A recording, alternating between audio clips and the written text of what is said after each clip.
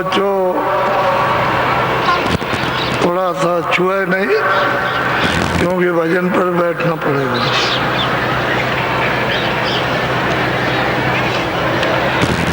एक दूसरे से बदन न छुए, पहले से ही ये जानकारी हर रोज, एक दूसरे को छूना नहीं। भजन पर बैठोगे तो इस पर ध्यान रहना जरूरी है।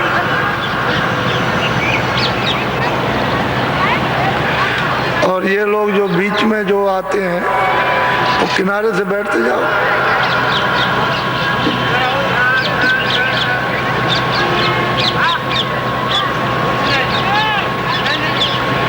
चलो चलो बच्चों, चलो, समय हो गया।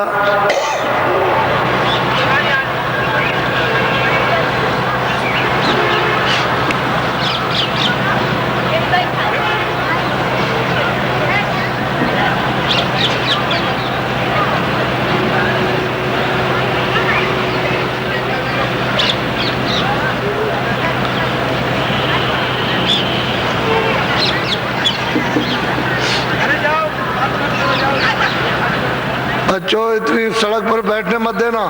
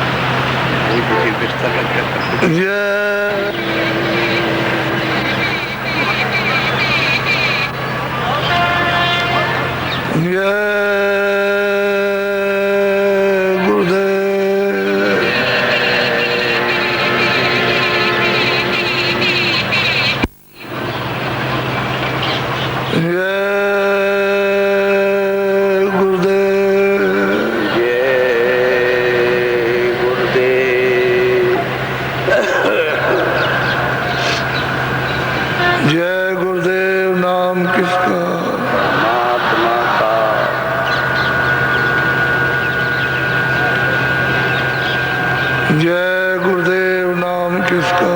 परमात्मा का।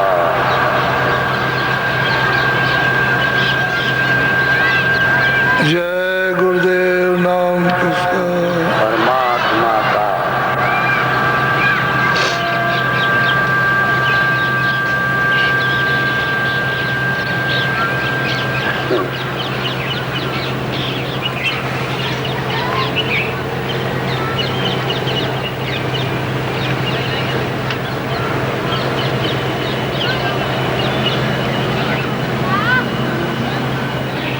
ये सबको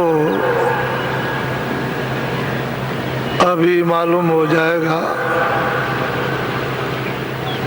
कि आज 27 नवंबर 1995 ये प्रारंभिक दिन है। इसमें आज आने का दिन, तो अनुमान आपको लग जाएगा कि पहले दिन ये मानव संगम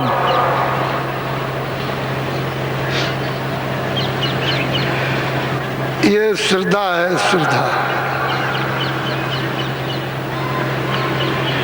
श्रद्धा के धन के सामने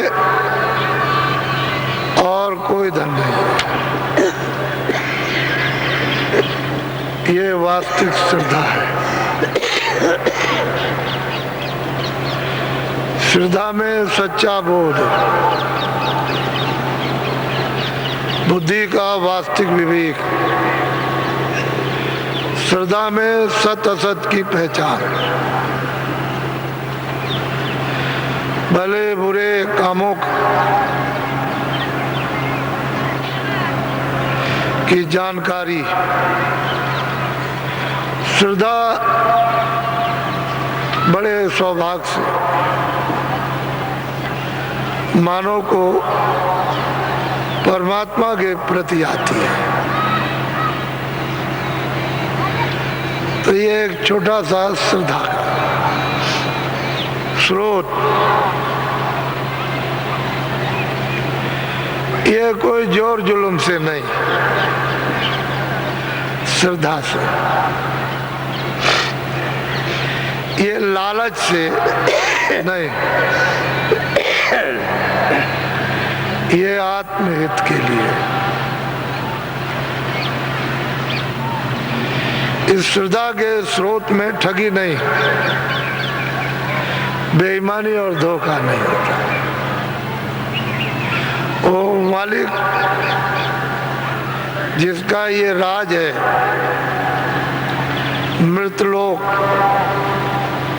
जिसने ये मनुष्य शरीर दिया है और जीवात्मा को बंद किया, वो ऊपर बैठ के देख रहा है। श्रद्धा के स्रोत में धोखा नहीं, चालाकी चतुराई नहीं। श्रद्धा एक है, ऐसा धन है कि जब ये उमड़ता है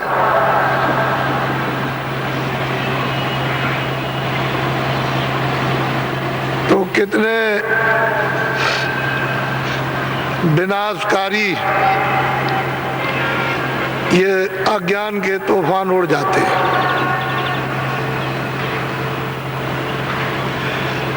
तो इसको जरा साफ मद्देनजर सब लोग अब की बार ध्यान में रखेंगे।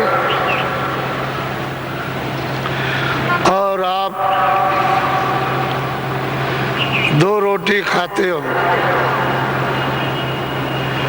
प्राणों की मनुष्य शरीर में रक्षा करते हो, तो बुद्धि तो आपके पास है ही, लेकिन बुद्धि में जो दूषित विकार प्रवेश हो गया मिट्टी की तरह से और दलदल बन गया, तो बुद्धि इतनी कमजोर, दुर्बल, विवेकहीन हो गई कि वो निर्णय नहीं ले पाती। लेकिन श्रद्धा के स्रोत में ये सब धूल उड़ जाएगी। और ये समझना चाहिए कि प्रभु की कृपा, दया, वैसे प्रभु है लेकिन आप नहीं देख सकते। जब वही प्रभु अपनी जीवात्मा को अपने बोध में यहाँ भेज देता है, तो उसके द्वारा कृपा से, दया से, उसके रहम से वो क्या करते हैं कि शुद्ध कर देते हैं, निर्मल, पवित्र, पाक साफ, मन बुद्धि चित्त अंतःकरण जीवात्मा। तब यही जीवात्मा मनुष्य मंदिर में उसी को देखती है, पा लेती है, दर्शन होता है। उसके यहाँ रात्रि नहीं होती। ये सूरज जिसका क्षणिक प्रकाश है, उसको सामने देख रहे हो कि प्रकाश में सूरज दिखाई दे रहा है और सूरज का प्रकाश है। सूरज रोशनी दे रहा है, लेकिन ये छाया है। उस प्रतिबिंब की छाया, सच्चे सूरज की छाया कितने जगह प्रतिबिंब बन गई, इस पर्दे पर, इस पर्दे पर, इस आकाश पर, इस आकाश पर, अनेकों आकाश है, उन पर पर्दा छाया का पड़ा, उस पर पड़ा, फिर उस पर पड़ा, ये सूरज असली नहीं है, ये उसका प्रतिबिंब है। इसी तरह से उसमें कितना प्रकाश होगा, ये तो उसके सामने कुछ भी नहीं है। उसके प्रकाश के सामने कुछ नहीं। जैसे एक दिया लाखों करोड़ों जला दो, उसका क्या मुंह, ऐसे लाखों करोड़ों अरबों खरबों सूरज पर जितनी घास जमी, इतने बिछ जाए सूरज, तो उसके सामने कुछ नहीं, इतना उसमें प्रकाश है। लेकिन यही जीवात्मा जिसको अधिकार आजादी मिल गई कि तुम पाप भी, पुण्य भी, अच्छा भी, बुरा भी, झूठ भी, सत्य भी, छल भी, कपट भी, बेईमानी भी, ईमानदारी भी, जुल्म भी और अच्छा भी, हिंसा भी और दया भी, जो चाहो सो कर सकते हो। पूरा तुमको उसकी तरफ से अधिकार मिल गया। अब उसी अधिकार का हमने नुकसान कर डाला कि हमने मनुष्य मंदिर में अपनी जीवात्मा के अस्तित्व को, उसी रोशनी को, उसके ज्ञान को, उसकी शक्ति को गर्द में, मिट्टी में मिला के उसका अस्तित्व खत्म कर दिया। ये कर्मों की मिट्टी है, पाप इसी में मिल गई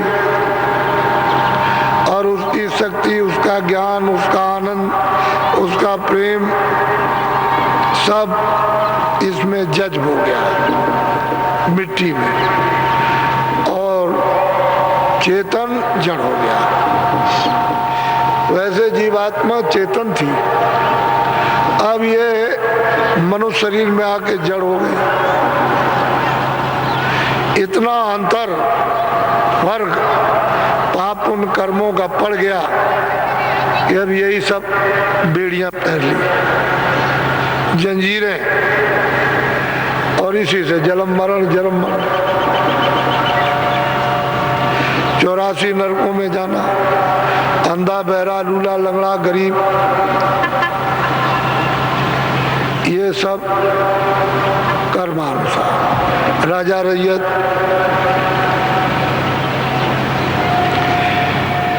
सब कर्मानुसार, 4 खाने 84 लक्ष्मी और नरक। इससे हम सब उस प्रभु की सत्ता से, उसके रास्ते से दूर चले गए। अब कोई ये हामी नहीं भरता कि वो ईश्वर है, खुदा है, अल्लाह है, ब्रह्म है, गॉड है। किताबों में तो जो कुछ लिखा लिख दिया, वो तो उनका बोध था और हमारा कोई बोध तो है नहीं। तो अंदाजियन हम खुदा को मानते हैं, हम गॉड को मानते हैं, हम ईश्वर को मानते हैं, हम देवी देवता को मानते हैं।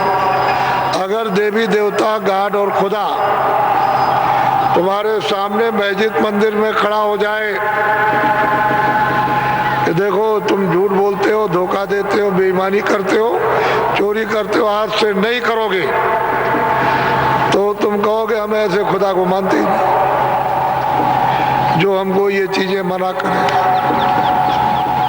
मुझे ऐसे ईश्वर को मानने की जरूरत नहीं। और फिर यह है कि मेरा उसने गोपनीय भेद खोल दिया तो मैं इसके पास कैसे रहूंगा। तो वही ईश्वर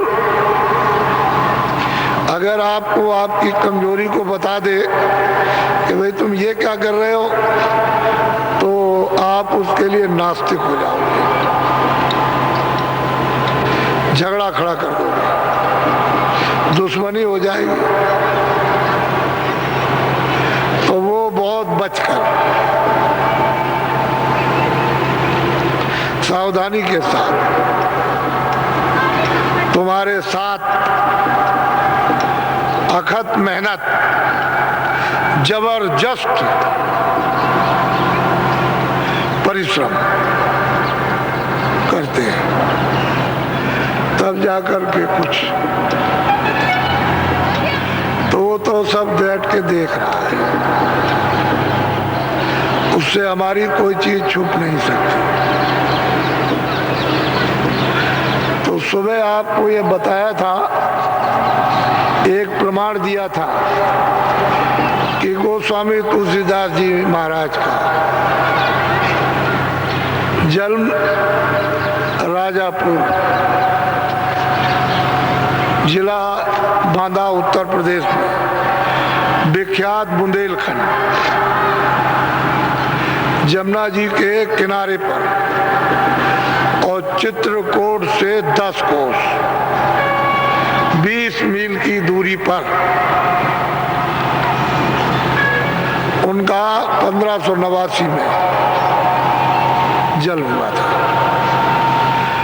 अब उस समय पर मुसलमानी राज था।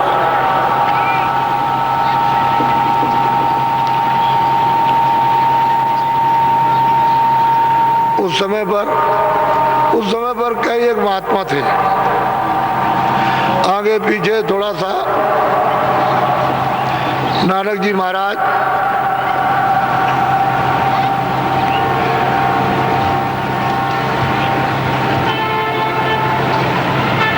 और भी महात्मा थे, रैदास जी,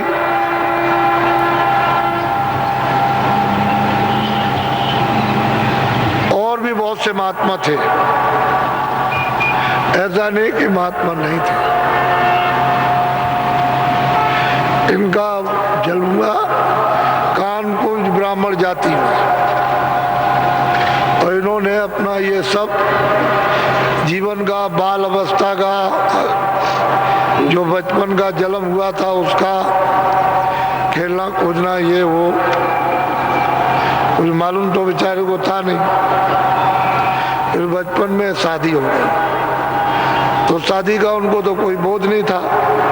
लेकिन जब कुछ जवानी होने लगी तो रंग मन तरंग, ये संसारी कामनाओं का। लेकिन अब यह है कि सहयोग की बात, वो कभी कभी उनमें लहर उठती थी कि भाई कोई महात्मा मिल जाए, उनके साथ रहें, वो अच्छा लगता था। अब ये उनमें एक चीज थी, लेकिन मतलब ये है कि वो बराबर प्रेरित जो प्रारब्ध थी उनको धक्का मारती रहती थी। तो मिल गए महात्मा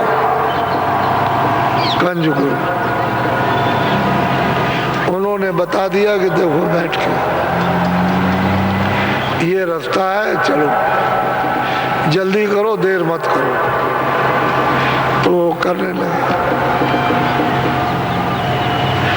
और 24-25 साल की इस मध्य अवस्था में ही उन्होंने प्राप्त कर लिया। ईश्वर को भी पाया, ब्रह्म को भी पाया, पारब्रह्म को, खुदा को भी देखा, रब को भी देखा, अल्लाह को भी देखा। और उन्होंने सत्य साईं को भी देखा, सबको उन्होंने पा लिया। और जितने भी ब्रह्मांड, जितने भी लोग, ये मृतलोक और स्वर्गलोक यानी बहिष्ठ, बैकुंठ, जितने लोग हैं सब उन्होंने अपनी आंखों से देखा। उसी 24 साल और 25 साल के मध्य समय, ये उनकी उम्र थी। और घर में रह करके ही उनको ये मिला, वहीं में रहे और पूरा का पूरा पद प्राप्त किया। कोई उनमें किसी तरह की कमी नहीं रही, सर्वज्ञ, सब जानकार। तो फिर जब ये हुआ तो वो तो अलौकिक वचन बाणी उनके मुखारबिंद से निकलने लगा। तो नर नारी वो जब सुनने लगे तो एकदम से प्यास बढ़ गई। तो जितने भी राजापुर के नर नारी झाड़ कर दर्शन के लिए सुबह शाम जिसको जैसा मौका मिले दर्शन करें। तो ये तो अलौकिक वचन। उसी समय पर काशी का एक अहीर नाम का हृदय, और राजापुर में नौकरी करते थे किसी सेठ के यहाँ। तो जब भीड़ भाड़ चली तो ये शोरगुल हुआ तो वो भी चल दिए सबके बीच में। तो सुनते रहे, देखते रहे, सुनते रहे। सब लोग चले जाए लेकिन वो वहीं रह जाए,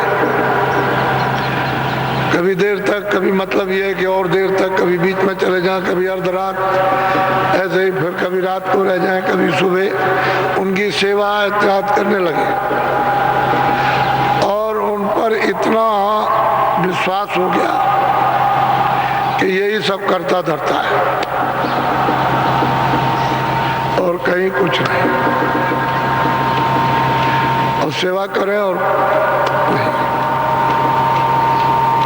तो उन्होंने कहा होगा कि आज्ञा दीजिए मैं काशी जाऊंगा। तो उन्होंने कह दिया होगा अच्छा ठीक है। तो जब सेवा करने लगे तो हृदय को उन्होंने वहीं बैठकर देखा कि अब इसका तो मुझ में लग गया। तो उनको अमूलक गुप्त वस्तु दे दी और कहा कि भाई तू भी बैठ के कर ले। तो वो भी वहां साधन करने लगा। उतने ही पीरियड में उसको भी प्राप्त करा दिया।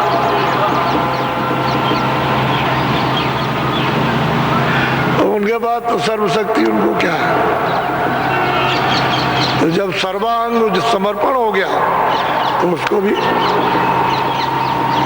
और राजापुर गांव में उसका काम कर दिया। तब वो आज्ञा लेके गया काशी में। तो गोस्वामी जी महाराज इनका उनमें चित्त लग गया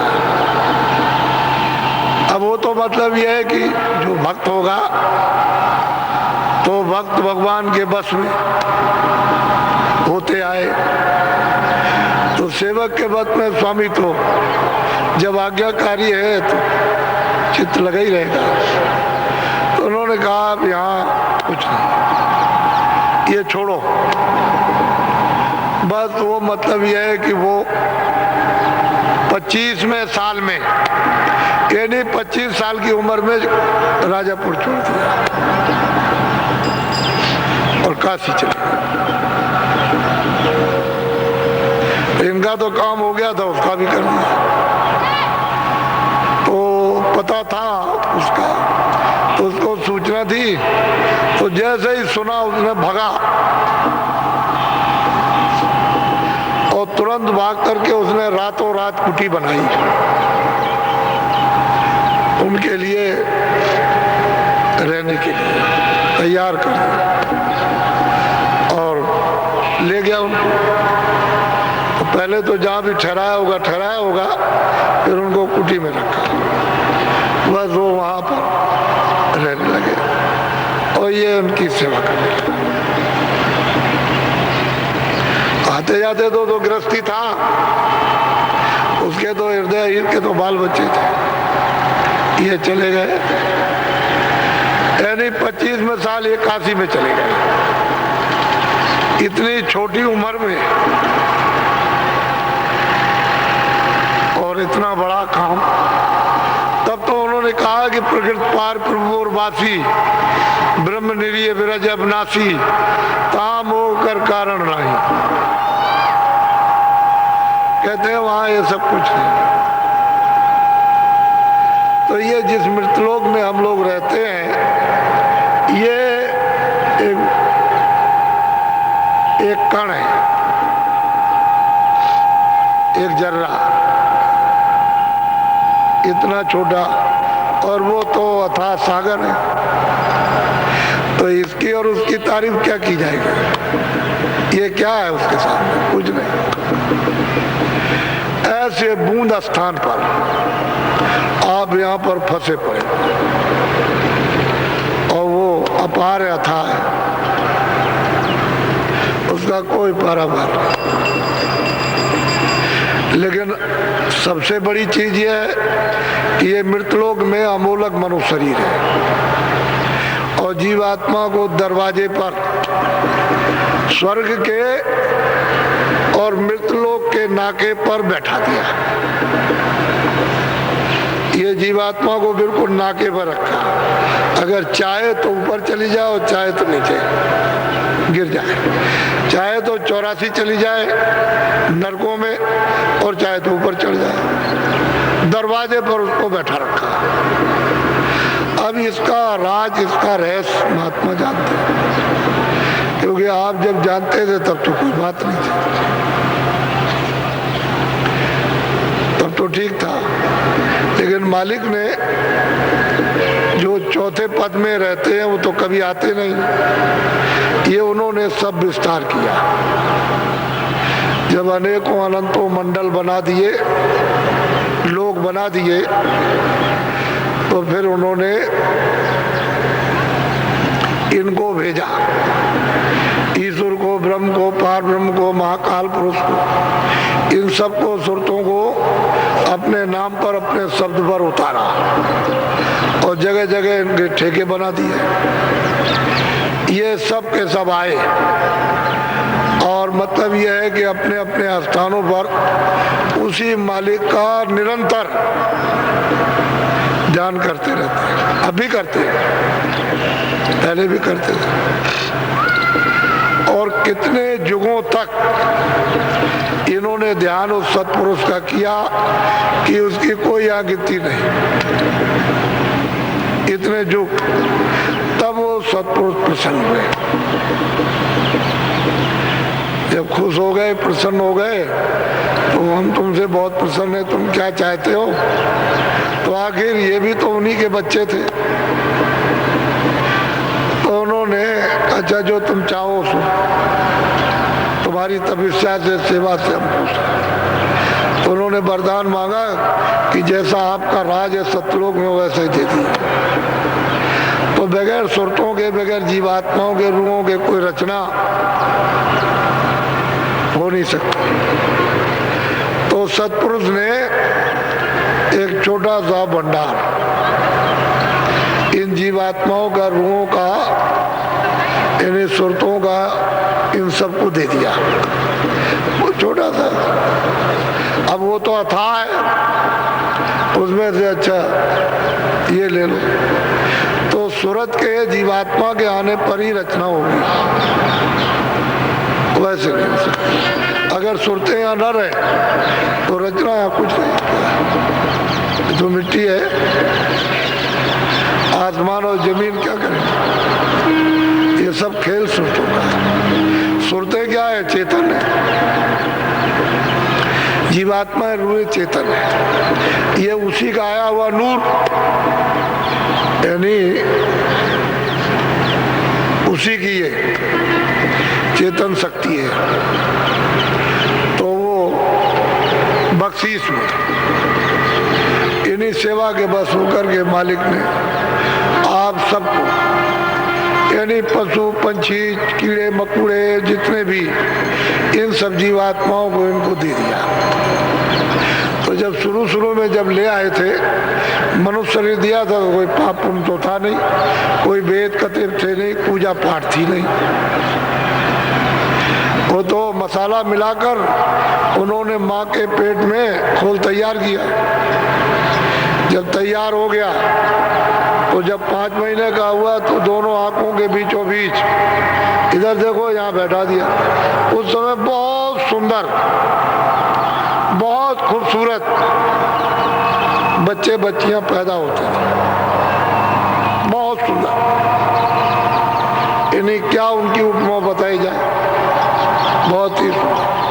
और गर्भ में ही जैसे ही तुरंत यहाँ आई तो आँख खुली थी, कान खुली, सब वो बाणी, देव बाणी, ब्रह्म बाणी, ये सब आसमानी आवाज शब्द सब सुनते थे और आंख से देखते थे। क्योंकि कोई पाप पुण्य तो था नहीं, वेद कतेब था नहीं, पूजा पाठ थी नहीं, सत असत, न्याय अन्याय था नहीं, कुछ नहीं। उस समय पर मनुष्य शरीर दिया था, जीवात्मा को इस खोल पर यहाँ बैठा दिया तो कोई गंदगी तो थी नहीं,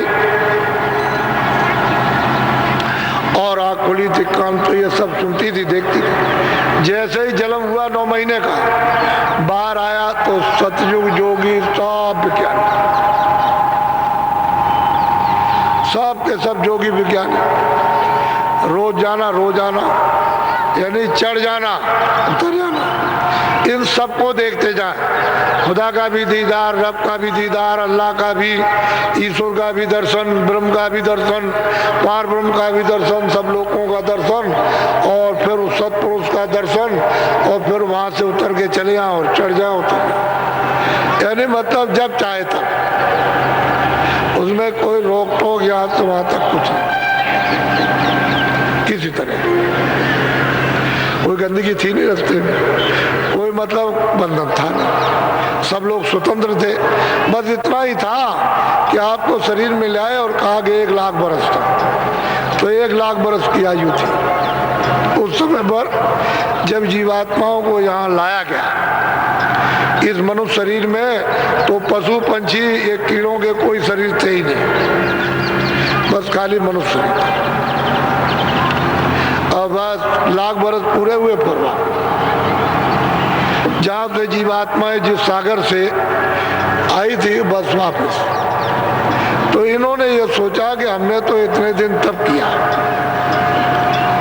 उसकी आराधना की, बड़ी मुश्किल से खुश हुए, प्रसन्न हुए, और उन्होंने वरदान मांगने को कहा तो हमने मांगा और ये सब जा रहे, सब जीवात्माएं वापस लौटी जा रहे। तो जब ये नहीं रहेंगे तो हमारा राज ही किस पर रहेगा, फिर हम वैसे ही हो जाए। तो इन्होंने फौरन अपनी शक्तियां ईश्वर ने भेजी यहाँ मृतलोक में कि तुम जाओ जल्दी से तो वही उन्होंने जन्म लिया और उनको आदेश दिया कि जंगल में चले जाओ और घोर तपस्या करो। तो चले गए जंगल में, तप करने लगे। तब में भी उन्होंने समाधि अंदर ही लगाई। उस समाधि में तो उन्होंने अपनी वाणी सुनाई, देववाणी, जिसको आकाशवाणी, कलमा और आयते कहते हो, सुनाया कि हम जो बोल रहे हो लिख दो। तो जो बोलते गए वो लिखते गए। उसी के ये चारों वेद हैं, उसमें पूरा विधान है। 80,000 तो कर्म कांड, वो पाप कांड, पुण्य कांड, वो 80,000 श्लोक, 16,000 उपासना और 4,000 ज्ञान, 1,00,000 श्लोक है। तो पूरा जब विधान बना दिया तो उन्होंने कहा कि तुमने बनाया तो तुम सबको ये सुना दो कि विधान बन गया, और ये सबको अधिकार दिया जाएगा कि जो भी अच्छा बुरा पाप पुण्य करेगा सब अपना अपना सबको भोगना। विधान बन गया, सबको सुना दिया। तिथि तारीख रख दी कि इस तारीख के निकलने के बाद जो भी कोई पाप पुण्य सत असत न्याय न्याय करेगा उसको अपने किए हुए कर्म का फल में ब्याज की भोगना। बस जब तिथि तारीख निकल गई थी, कभी आपने कभी बन गया होगा, ऐसे तो जल्दी बुरा बनता नहीं था, कभी बन गया। लेकिन बुरे की भी गंदगी अब जमा होगी, बोझा तो बुरे का भी जमा होगा, पुण्य का भी, और मतलब पाप की तो गंदगी है ही। तो जमा करते करते करते करते पुण्य कभी पाप बन गया। ऐसे पाप पुण्य पाप पुण्य पाप पुण्य, उसका आपको फल मिलने लगा। भाई यही से बंधन पड़ गया। पहले तो कोई बंधन था ही नहीं, सब जीवात्माएं मनुष्य शरीर में आकर के स्वतंत्र थे, सब आती जाती थी, बस यहीं से बेड़ियां पड़ी और सब गंदगी जमा हुई। जमा होते होते जीवात्मा की चेतन आँख और जीवात्मा के चेतन कान बंद हो गए। तो जिस नाम से, जिस शब्द से, जिस आवाज से उतार करके लाए गए थे और दोनों आंखों के पीछे बैठा दिया था, और उसी आवाज को, उसी नाम को पकड़ के चढ़ जाते थे, उतर जाते थे, उस पर क्या मैल जमने लगा। जब गंदगी जमा हुई तो धीरे धीरे धीरे धीरे धीरे धीरे वो आपके कान, जो जीवात्मा में कान थे, बंद हो गए। एक ही कान था, एक ही आंख थी और एक ही नाक थी। धीरे धीरे बंद होने लगी। बंद होते होते देखना सुनना सब बंद हो गया। अब यह आधार टूट गया, नाम डोर छूट गई, नाम डोर शब्द डोर छूट गई। और जब छूट गई तो रास्ता भटक गया कि भाई मैं किस रास्ते से आया था। आने का जाने का तो एक ही रास्ता, जिस रास्ते से उतर करके आए हो, दोनों आंखों के पीछे बैठे अगर वापस जाने का रास्ता मिल जाता चले जाओ। तो रास्ता छूट गया, क्योंकि नाम छूट गया, शब्द छूट गया, कान बंद हो गए, आंख बंद हो गए, देखना भी बंद और सुनना भी बंद, तो आधार टूट गया। तो जीवात्मा अंधकार में चला गया। बस ये हो गया आपके साथ। अब कितने युग बीत गए, कितने कल बीत गए, और अभी तक आप अपनी जीवात्मा को मनुष्य मंदिर में जब जब कभी मिला होगा तो नहीं जगा सके, फिर कोई बुरा काम, फिर 84 चले गए नरक में। तो इस जीवात्मा का तो कभी उत्थान उद्धार, कभी छुटकारा निपटारा होगा। कब तक? कि जब तक वो जगे हुए महात्मा ने जिस नाम को छोड़ दिया उसी को पकड़ा दिया, तो जीवात्मा वापस हो गया। और नाम में वो शक्ति है कि सब गंदगी साफ कर, सब जितने भी गंदगी होगी पाप उनकी सबको साफ कर। तो जब साफ करेगा तो जीवात्मा निर्मल हो जाएगा। उसके साथ मन भी निर्मल, बुद्धि भी निर्मल और चित्त भी निर्मल, अंतःकरण और जीवात्मा भी मिल गया तो वो नाम फिर मिल जाएगा। फिर जब पकड़ लेगी तो नाम पकड़ करके डोरी है चढ़ जाएगी। तो उसी का ये अंश है, उसी नाम का, उसी शब्द का, उसी आवाज का जीवात्मा अंश है। और उससे जब अलग हो गया तो अंशी से अंश अलग हो गया। अब भटका भटका मारा मारा, इसका तो कोई ठिकाना नहीं। अब महात्माओं की जरूरत है, तो जिन जिन को मिल जाएगा उनको रास्ता मिल जाएगा, चढ़ जाएगा। तो 700 बरस के अंदर इतनी जीवात्माओं को महापुरुषों ने पहुंचाया, कुछ वर्णन नहीं किया जा सकता। इतनी दया की कृपा की,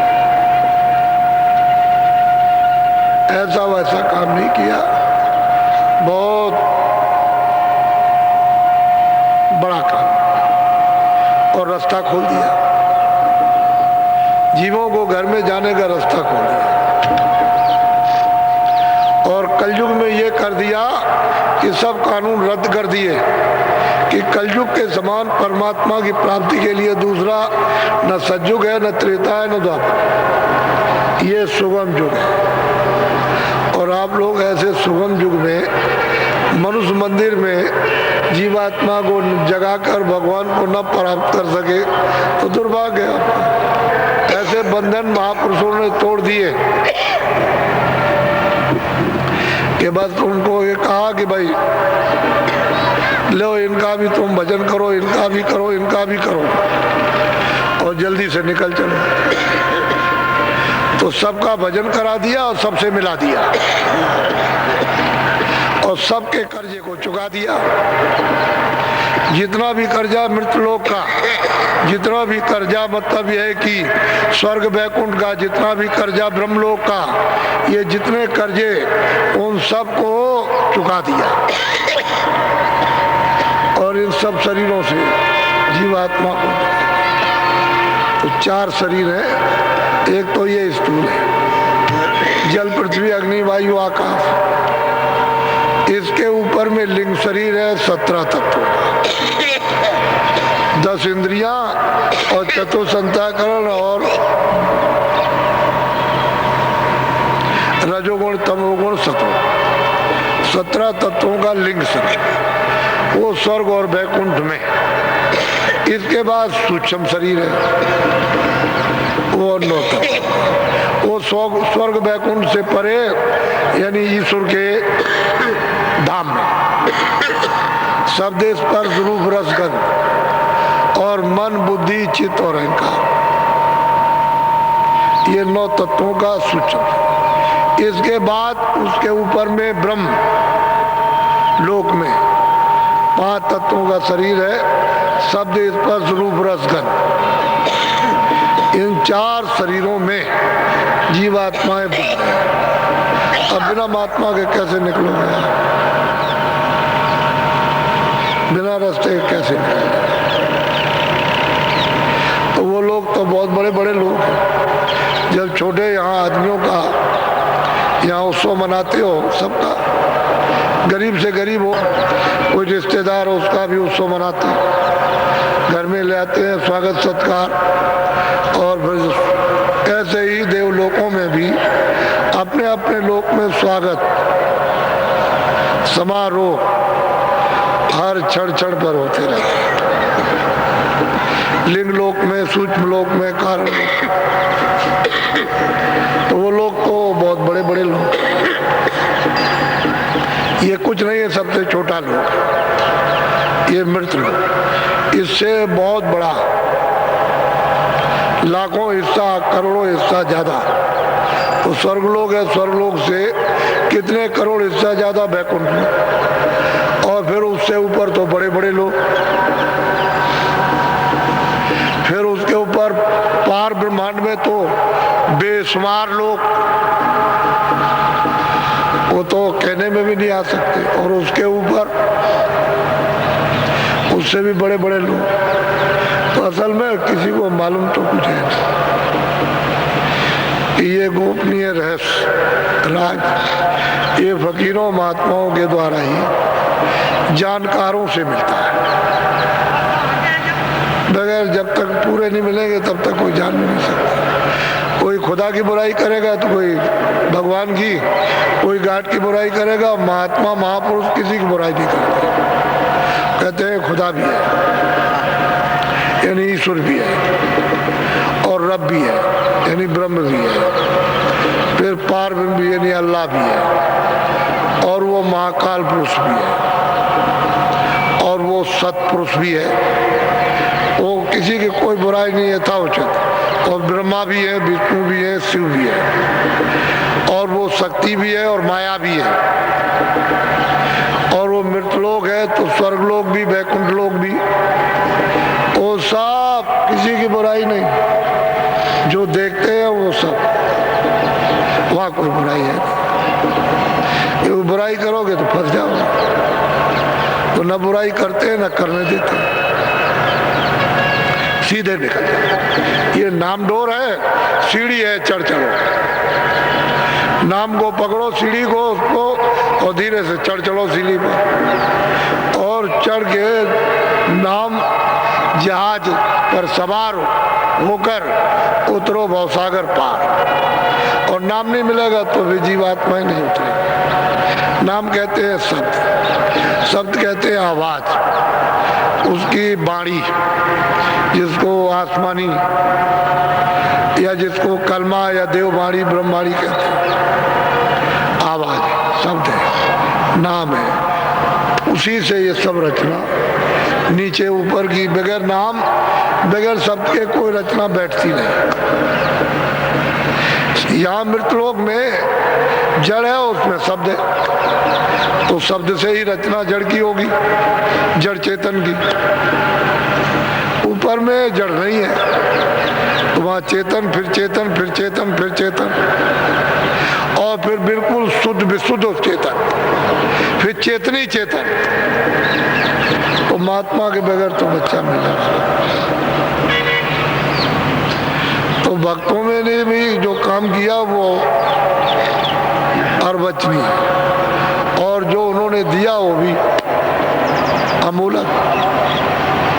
अब ये भक्त और भगवंत का एक रस हो जाता है। तो ये है जो यहाँ गुरु महाराज जब जाने वाले थे,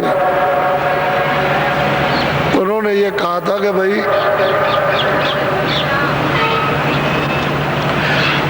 हमारा ये चिन्ह बना देना जब हम चले जाएं तो मथुरा में। यानी वो उस पार थे तो उन्होंने कहा कि उस पार बनाना, यानी उधर नहीं, इस पार नहीं, मथुरा के उस पार। गांव में रहते थे तो इस पार नहीं, उस पार बना देना। और ये अमूलक वस्तु जो है वो जीवों को बांट देना। मेरी वस्तु को छुपा के मत रखना, दे देना, इससे लोगों को लाभ। मेरा समय हो गया, मेरा समय पूरा हो गया तो मैं तो अब चला जाऊंगा। वो साफ इशारा करते थे कि जो कुछ भी पूछना, जांचना, करना, धरना, समझना मेरे सामने कर लो, और मेरा समय अब निकट आ रहा। तो सब समझाते थे। तो इसलिए मैं तो यहाँ का रहने वाला नहीं था, उनके आदेश का पालन, मैं तो बाहर का था। फिर यहाँ मथुरा में आकर उनके आदेशानुसार एक छोटा सा स्थान कि चलो मतलब है लोगों को कुछ दिया जाए, तो यहाँ रखा। और वो सब जगह पर वितरण है, वो तो उनकी अमूलक चीज है, वितरण हो रही है। वो तो उनकी बड़ी कृपा, बड़ी दया हो रही है। उन्हीं का, उनकी याद में यह अमूलक वस्तु जो उन्होंने दी, उन्हीं की याद में कि ऐसे भी महापुरुष इस संसार में गुप्त रूप से रहते हैं, पता भी नहीं चलता, और वो किसको क्या दे देते हैं, क्या कह जाते हैं। सही सच्ची बात है, उस बात को तो कुछ कह नहीं सकते हैं और इस योग नहीं, लेकिन यह है कि अमोलक चीज है। वो कोई अभी ज्यादा दिन नहीं हुए, थोड़े ही दिन, उनका ये उत्सव पूज्य स्वामी जी महाराज का ये होता है, और मैं घूम करके आपको ये अमूल्य चीज दिया करता हूँ कि भाई उनकी ले लो और तुम जल्दी से अपना काम करो, नहीं तो आपको ये हर जगह मिलेगी नहीं। अब वो तो तुम ढूंढ कहाँ पाओगे, कैसे पहचान पाओगे, तुमको घर बैठे मिल जाए ले लो। तो इतनी बड़ी कृपा कि घर बैठे मिले तो कुछ कर लो, लेकिन तुम ऐसे ये बहुत चक्कर में फंसे हो कि घूम घूम करके संसार, अरे संसार तो जो कुछ है वो तो ठीक होगा, लेकिन तुम ही नहीं रहोगे संसार में तो क्या ठीक होगा। तुम ही किराए के मकान में हो, समय पूरा होते ही तुम भी निकाल दिए जाओगे। उतना ही मांगो जितना काम हो जाए, ज्यादा नहीं। बाल बच्चों के गुजारे के लिए कहो कि गुजारा हो जाए और मतलब ये, और मेरा भी कल्याण हो जाए, ऐसा तो गुजारा भी हो जाएगा, पूर्ति भी हो जाएगी और तुम्हारा काम भी बन जाएगा। लेकिन तुम इसको छोड़ के उसमें लग जाओगे तो पहले भी पूर्ति नहीं हुई, जो धनी मानी उन्हीं की पूर्ति नहीं है, तुम्हारी क्या होगी। तो थोड़ा सा संतोष, सब्र और विवेक थोड़ा सा जब करोगे तो समझ में आ जाएगा। और ये आत्म धन है, इसको कमा लो तो ये आपके काम आएगा, दूसरी तो कोई चीज आएगी नहीं, ये कोई चीज जाने वाली नहीं। तो अभी तो थोड़ा सा समय जरा सुन लीजिए।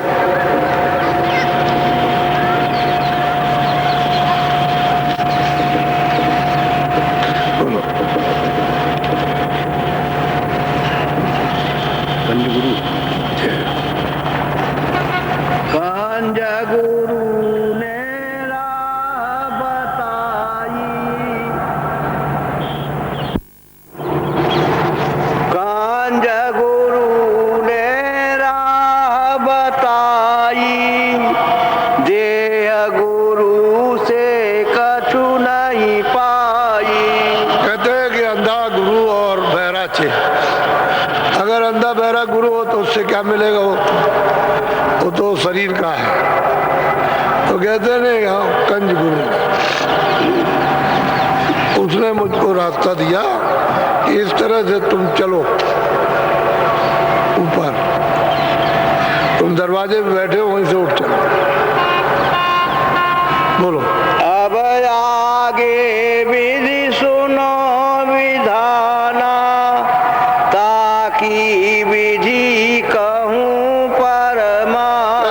भाई आगे क्या हुआ है, तो मैं राजापुर में रहता था, आगे क्या हुआ उसको जरा मैं विधि विधान के साथ समझा दूं कि लोगों को कोई शंका ना हो, क्योंकि महात्माओं के प्रति बड़ी शंकाएं रहती हैं। तो खुद ही बता रहे हैं।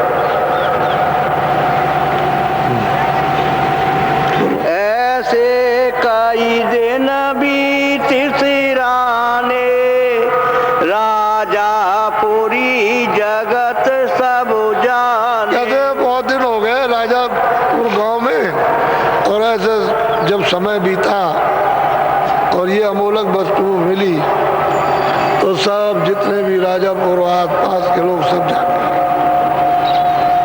सब लोग जान गए कि ये विचित्र बालक है,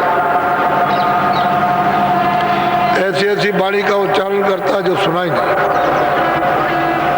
तो सब लोगों का धीरे धीरे आकर्षण होने लगा। बोलो।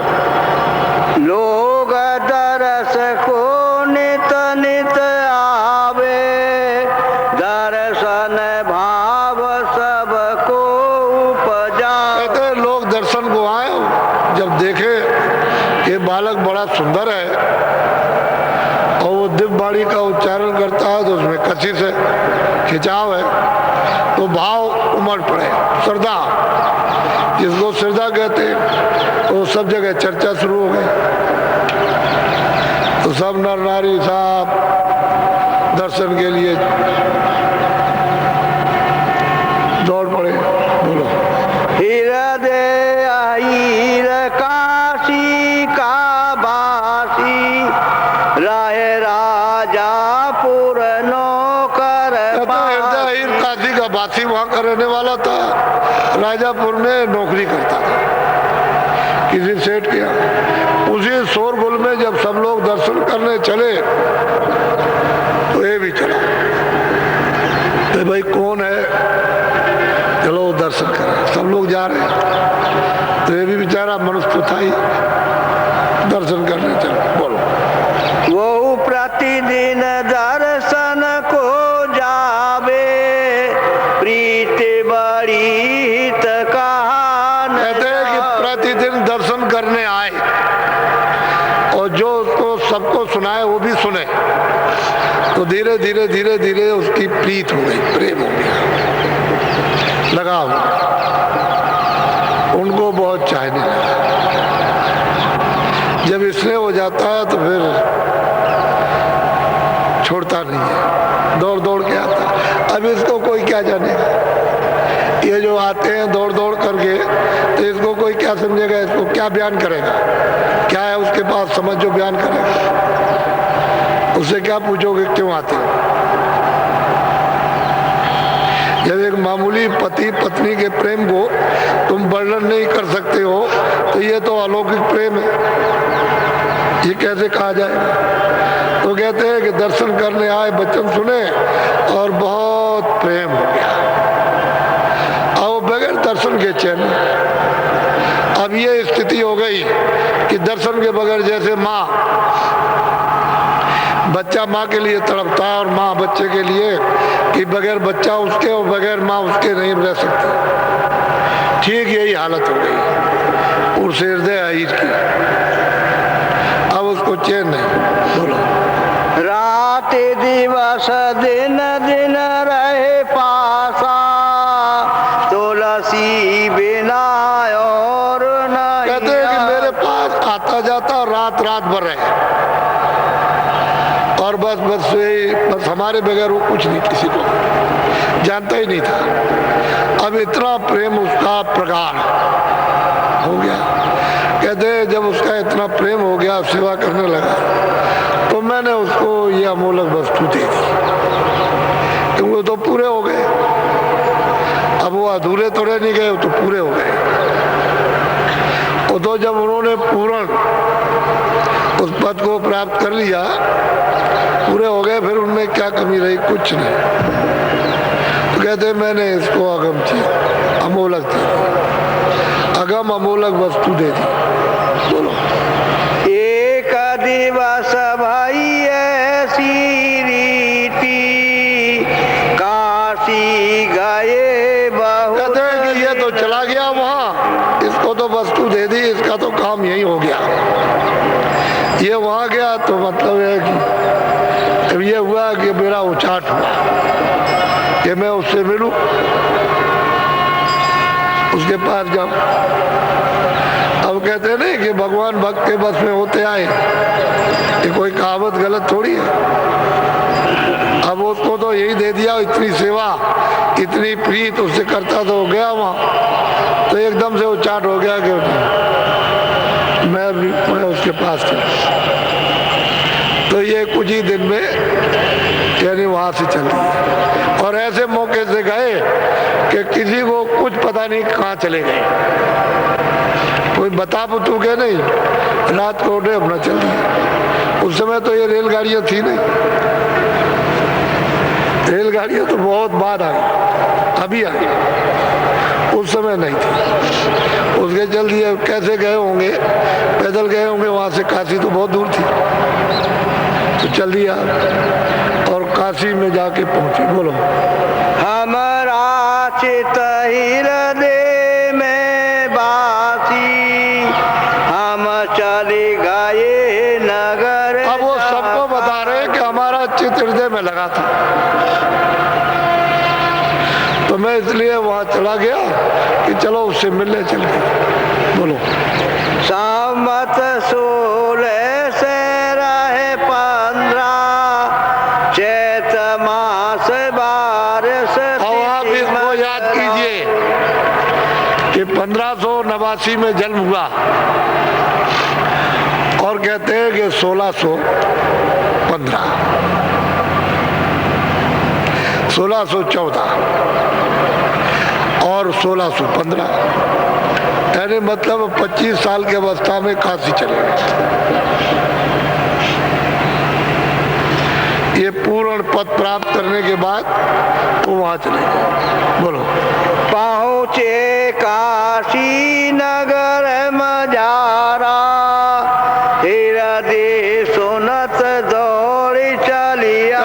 जब काशी के बीच में पहुंचे और वो बताया, खबर हुई, तो बस एकदम से दौड़ पड़ा,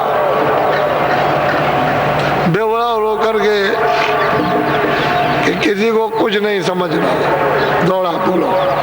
आए चरण लीन परसादी विधि विधि रहन कुटी की। कहते हैं कि आए, उन्होंने मतलब यह कि अपना मत्था टेका और फिर जो कुछ भी सेवा की वो सेवा की और विधि विधान के साथ कुटी का उन्होंने रहने के लिए वो हृदय ने कुटी बना दी और कहा स्वामी आ रही है।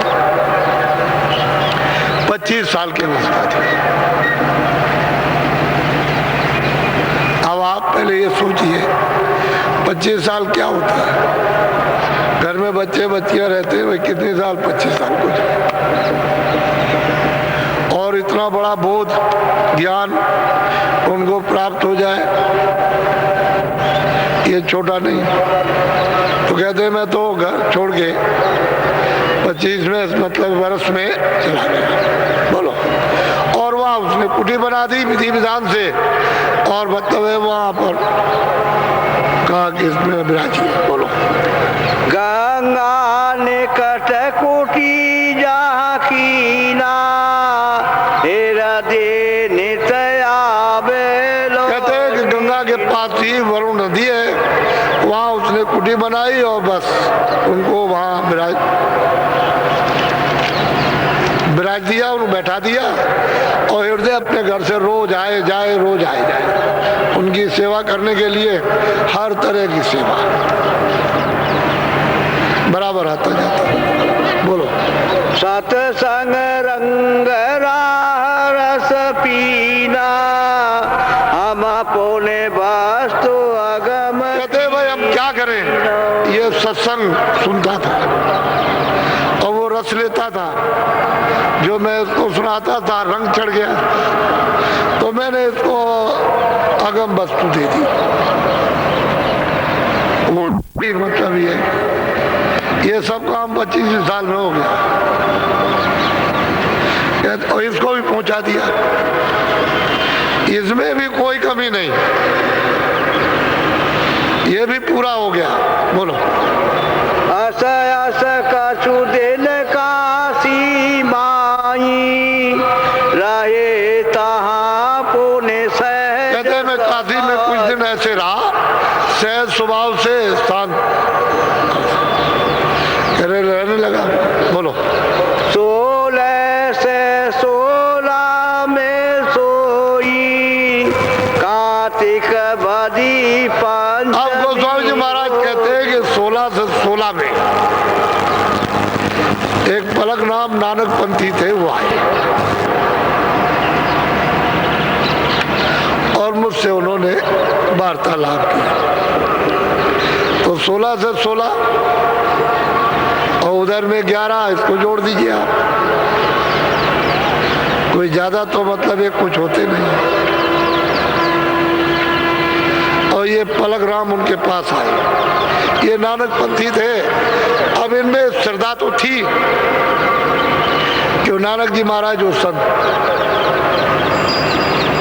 पंथ के रास्ते के थे, तो तो उनके पास आए, अच्छी तरह से उन्होंने वार्तालाप की श्रद्धा के साथ। एकदम से उनका प्रेम उमड़ गया।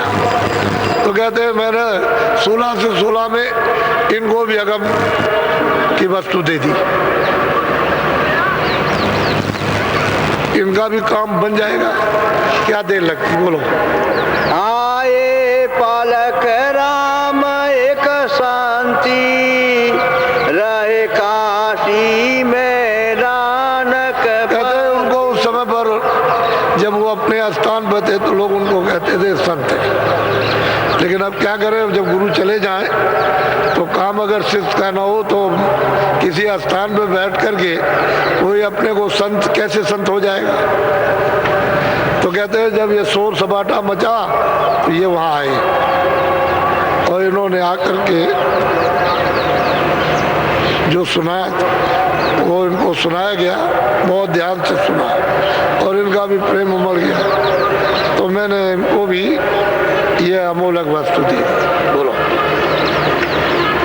गोष्ठी भाव विधि उनसे कीना, खुशी भाई मार्ग। कहते हैं वो पलक राम बहुत खुशी हुए और उनको भी ये वस्तु कहते हैं कि गुप्त दे दी और वो चल दिए अपने, फिर आए और जाए हराए जाए।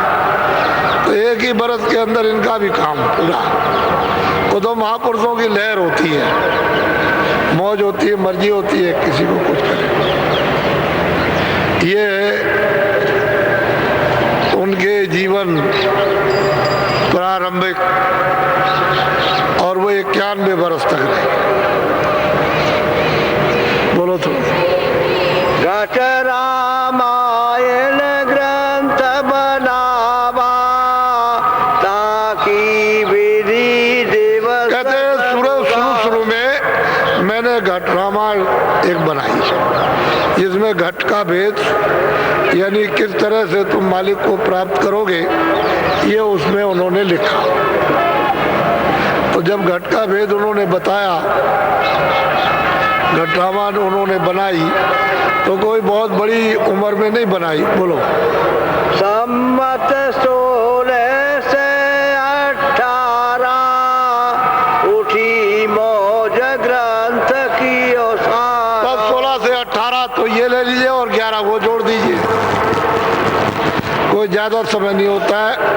तो उन्होंने मतलब ये को घटनामा पूरी लिख दी और लोगों से कहा कि लोगों को लाभ हो जाएगा इससे। तो उन्होंने कहा कि भाई लोगों को बता दो ये रास्ता है भगवान के पाने का। बोलो।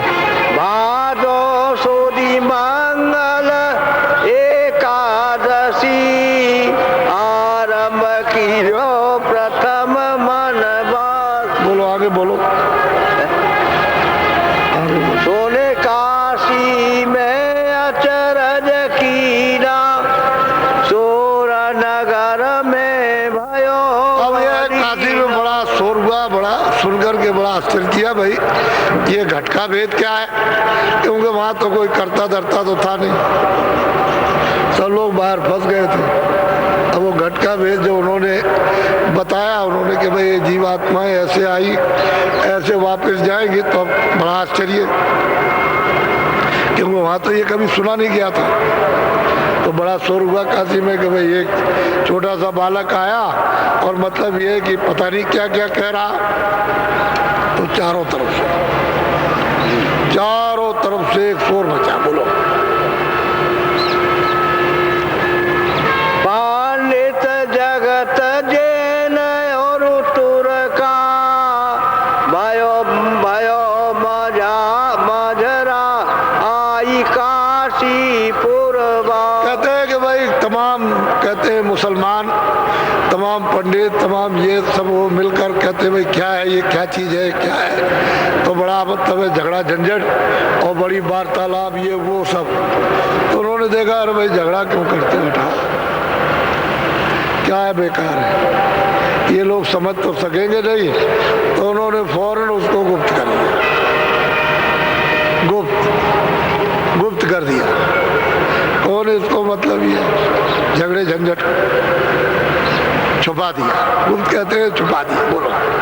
जो कुल झगड़ा रीत अस भांति, जस जस भया दिवस और रात। कहते हैं भाई लोग झगड़ा करने लगे, क्योंकि उनकी समझ में तो कुछ आता नहीं है, वो तो देर में समझ में आएगा। सुनते सुनते सुनते सुनते अब एकाएक कोई चीज कैसे समझ में आ सकती है।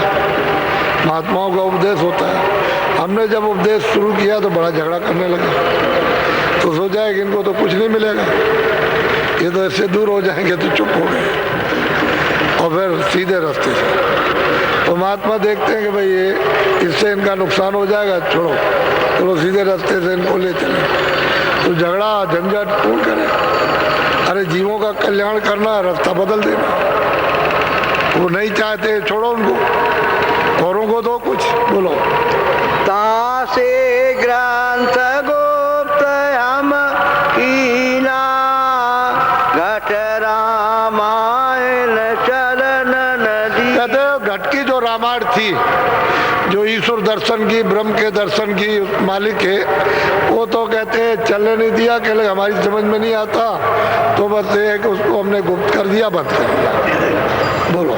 या से संत मते की रीति, जगत जानन जाने प्रीति। कहते हैं भाई संसार है, अरे भाई वो मालिक का रास्ता कैसे जाने?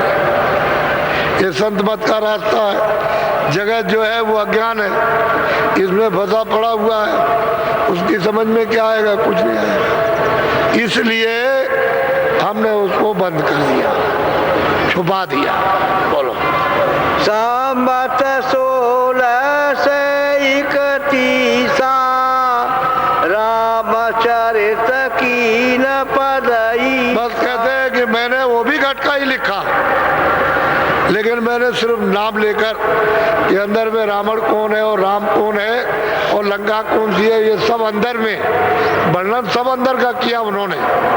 लेकिन वो ऐसा मेल कि भाई बाहर रावण, ये राम, ये सब कुछ, ये राक्षस, ये निशाचर, ये देवता, ये है, सब अंदर का रामायण में वर्णन किया। और 31 संवत यानी 42 वर्ष की आयु में रामायण को उन्होंने लिख दिया। ये रामचरितमानस 42 साल। ये भी गुप्त भी उन्होंने घट की रामायण, और ये सब उन्हीं की है। और बिना पत्रिका में तो रोना ही रोना। ये सब जीव क्या समझेंगे?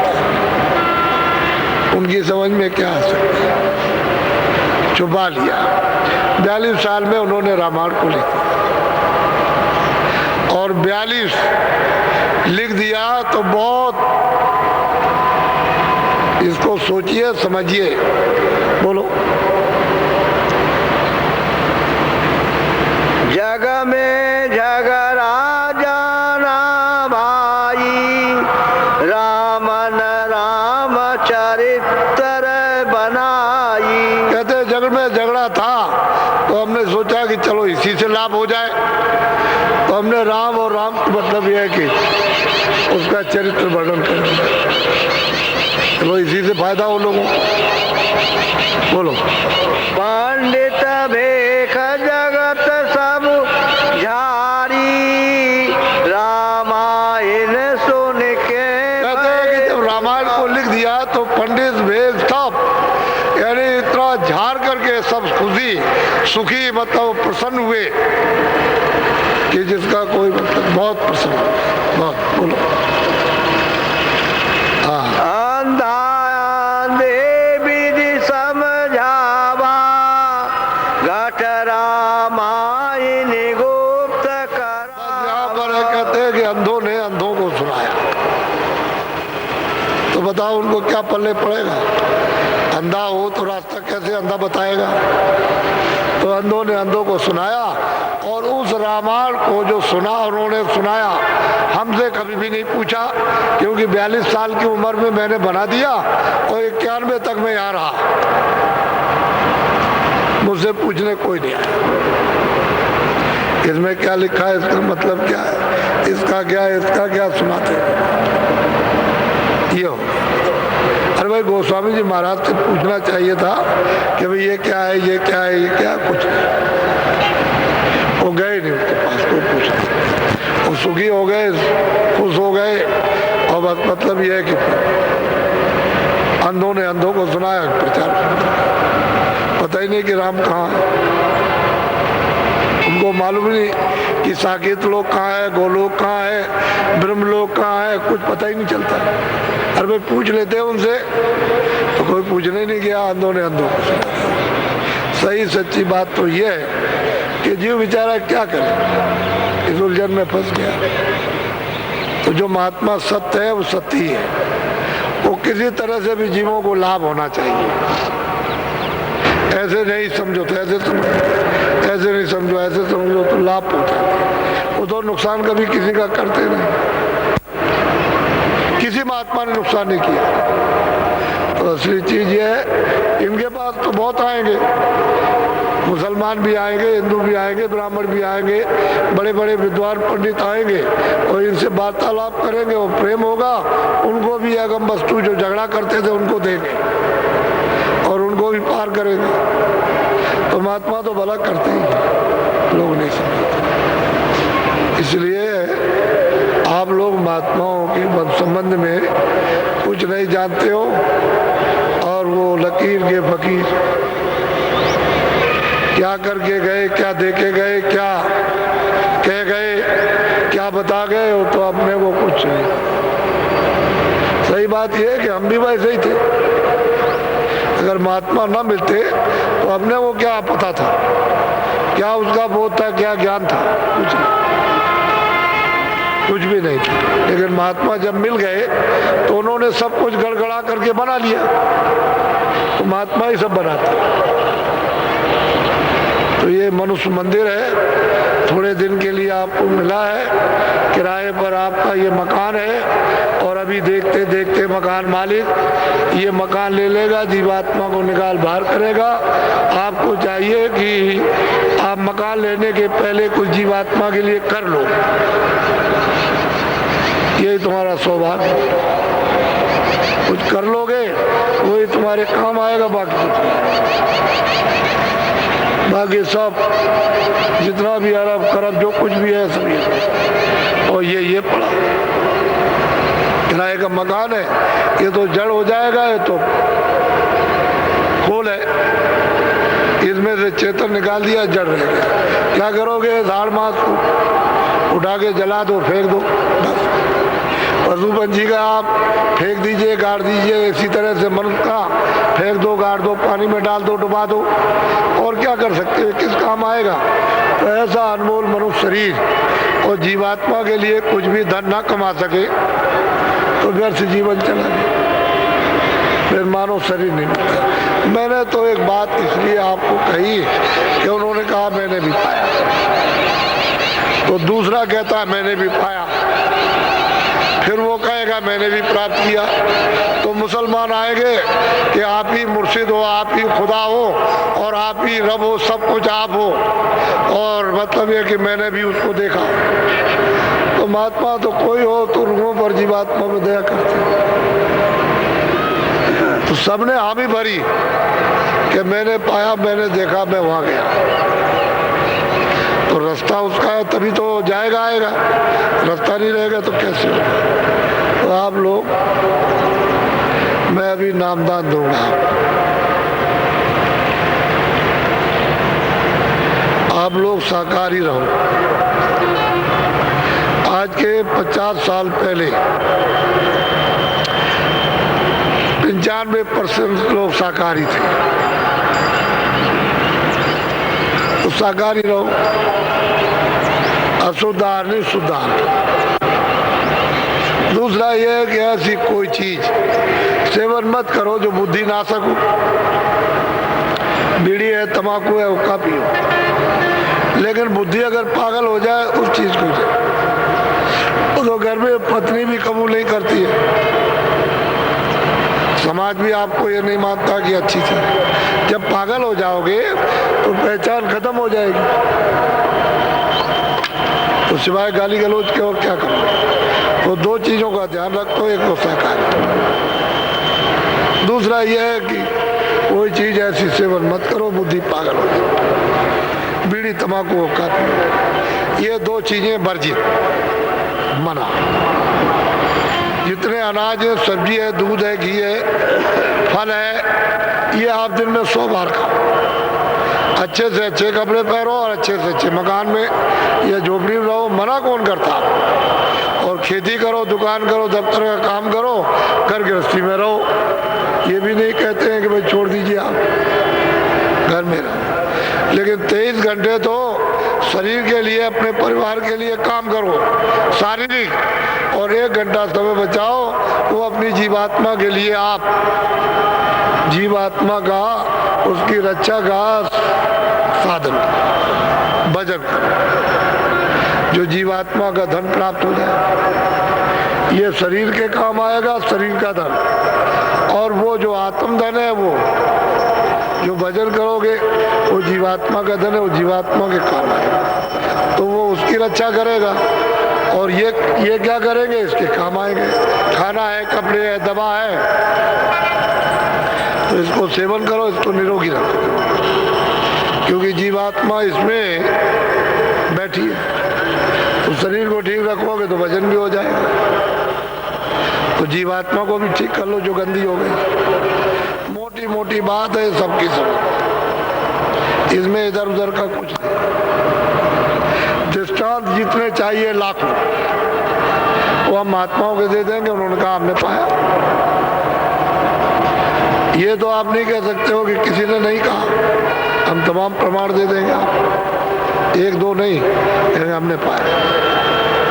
वो कहेगा हमने, फिर वो महात्मा तो महात्मा ही, सेवक भी पाएगा कि मुझको भी इनसे मिल गया। तो इसलिए आप प्रमाण होता है, विश्वास हो जाएगा कि जो ये रास्ता बताया वो सही है, इसी रास्ते से सबने पाया तो हमको भी मिल जाएगा। प्रमाण जो है शंका बैठा देता है, शंका नहीं होने देता, बस इसलिए महात्माओं का प्रमाण दे दिया जाता है कि भाई ये मत कहो कि भाई कहाँ लिखा है, या किसने किया, किसने पाया, किसने देखा, कौन चढ़ के गया। तो मतलब इसी कलयुग में मैं तो कोई बात ऐसी नहीं करता, 700 बरस के अंदर की बात करता हूँ कि बहुत महात्मा है, उन्होंने प्राप्त किया, तुम भी कर सकते हो। तो अभी आपको नामदान मिल जाएगा। 1 घंटा समय अपना बचाओ, 15 मिनट, कभी सुबह, कभी शाम को, कभी दिन में, तो सब समय मिला के 1 घंटा जोड़ लो। इतने मिनट सुबह, इतने शाम को, इतने दोपहर में, और इतने मतलब है अर्ध रात को, सब 1 घंटा बना लीजिए आप, और 23 घंटे अपने काम करो। इसमें भी कोई शंका नहीं। तो 1 घंटा अगर नहीं करोगे तो जीवात्मा का कल्याण कैसे छुटकारा पाएगा। 1 घंटा तो लाजमी है, करना ही पड़ेगा, उसके बगैर किए हुए नहीं काम पड़ेगा। और वो भी आपको सहूलियत हो जाएगी कि निमित्त मात्र, कोई उसमें मुश्किल नहीं होगी, बहुत साधारण सरल सहज कर दिया जाएगा। और उस पर भी नहीं कर सकते हो तो फिर क्या किया। तो अभी मैं नामदान आपको दिए देता हूँ, क्योंकि मैंने कह रखा है कि शाम को दूंगा, तो आप लोग ले लो और इसको जरा हजम करना, छुपा के रखना। इसमें नशा चढ़ता है, मस्ती आती है। तो बाबा जी की बात हमेशा याद रखना कि जो कुछ भी धन है छुपाया जाता है, जितना ही छुपा के रखोगे उतनी जल्दी प्रकट हो जाएगा। और तुमने अगर कहीं कह दिया तो वो लूट जाएगा, तो मालिक नाराज हो जाएगा और तुम्हारा बंद हो जाएगा, कुछ नहीं, फिर वैसे ही रह जाओ। तो धन कमाओ तो आत्मिक धन है, ईश्वरीय धन है आत्मा, छुपा के जमा करके रखो। तो अमूलक चीज ले लीजिए सद्भाव से और इज्जत के साथ। सम्मान से लो और मतलब है सद्भाव। तो जो मैं अभी आपको भगवान का नाम बोलूंगा, सब लोग एक साथ एक आवाज में बोलना, कोई आगे पीछे नहीं बोलेगा, सबकी आवाज एक साथ निकलेगी। पहले मैं बोलूंगा, उसके बाद आप जो नाम मैं बोलता जाऊं बोलते जाना, और जब मैं चुप हो जाऊंगा तो आप चुप हो जाना। बोलो जय